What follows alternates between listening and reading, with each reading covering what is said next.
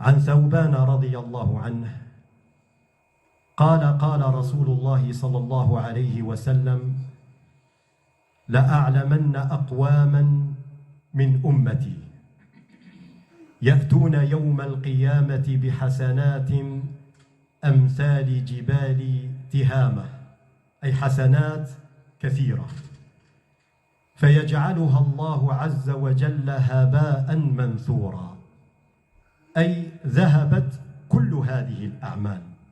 هباء هو الشيء المتفرق، منثورا كذلك هو الشيء المتفرق. والعلماء يقولون: الأصل في الكلام التأسيس لا التأكيد.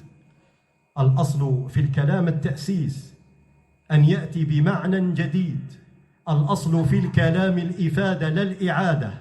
فالأصل في الكلام أن تكون كلمة هباء منثورا أن تأتي بمعنى جديد، ولكن هنا لم يتغير المعنى فجاءت للتأكيد، لأن الشيء المتفرق قد يجتمع، ولكن لما جاء التأكيد فهذا يدل على عدم اجتماعه، أي أن هذه الأعمال، هذه الحسنات لن تعود أبدا، هباء منثورا.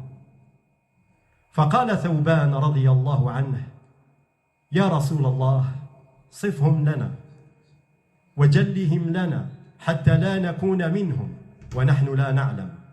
فقال النبي صلى الله عليه وسلم: أما إنهم إخوانكم ومن جلدتكم ويأخذون من الليل ما تأخذون، أي يصلون قيام الليل،